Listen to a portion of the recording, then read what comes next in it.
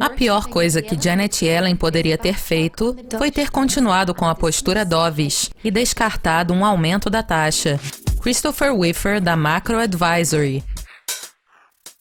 Christopher, um dos eventos que agitaram o mercado esta semana foi o discurso de Yellen no Economic Club of New York. A credibilidade do FOMC tem sido testada recentemente, e alguns dizem que eles prometeram demais e não cumpriram. Qual é a sua opinião? Os mercados estavam com a atenção voltada para o discurso de Yellen em busca de esclarecimento. A pior coisa que Janet Yellen poderia ter feito foi ter continuado com a postura dovish e descartado um aumento de taxa no curto prazo. Isso contradiz o que outros membros do Fed disseram na semana passada e poderia causar muita confusão no mercado. Se ela tivesse confirmado que os outros membros disseram, o dólar poderia ter se fortalecido com as expectativas de um aumento da taxa do Fed no segundo trimestre.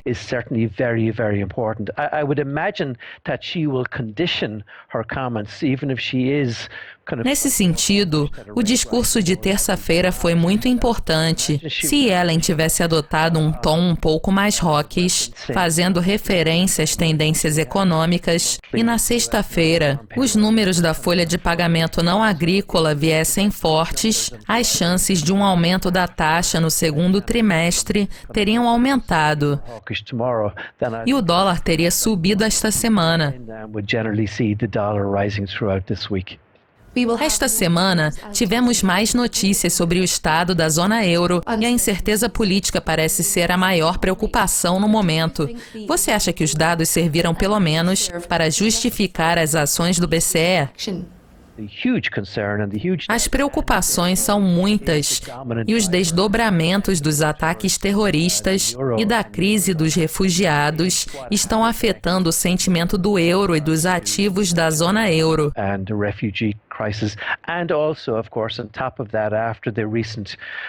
Além disso, as recentes eleições regionais na Alemanha colocaram à prova a sustentabilidade política e o poder de Angela Merkel.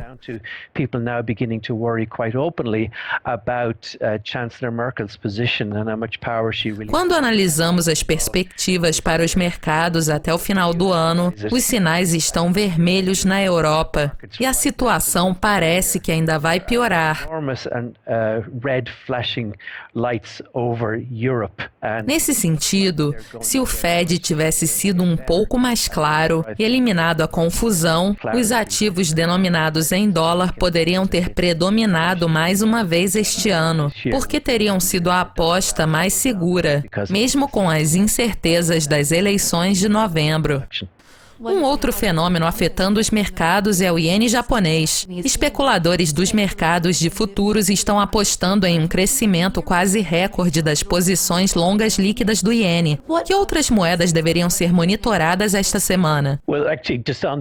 Esse movimento do iene mostra como o mundo gira rapidamente. Há alguns anos, todos se afastavam do iene por causa da situação econômica, mas com as preocupações em relação ao Fed, a economia americana e particularmente a Europa, o iene tem atraído essas posições longas líquidas, porque parece ser a opção mais segura.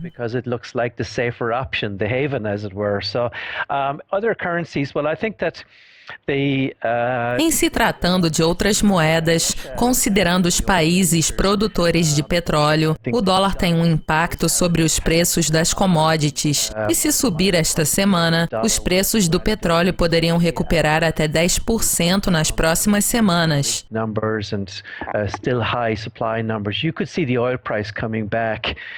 By anything up to 10% perhaps over the next week or two.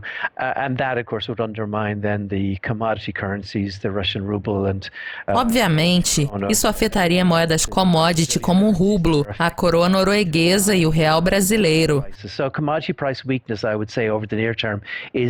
No curto prazo, eu acredito que veremos mais fraqueza para os preços das commodities. I think investors are basically scrambling around looking for the so-called havens. If you were to get... No momento, os investidores estão em busca de portos seguros e a falta de clareza do Fed, a incerteza na Europa e o aumento das posições do iene devem favorecer moedas mais independentes como o franco suíço. Independent, safer currencies such as the Swiss franc. In particular, but currencies like that, I think investors would start looking for them. Unfortunately, it's not going to benefit sterling, of course, because a Libra não se beneficiará disso, porque esse período que antecede o referendo de saída do Reino Unido da União Europeia em junho vai colocar pressão sobre a moeda britânica.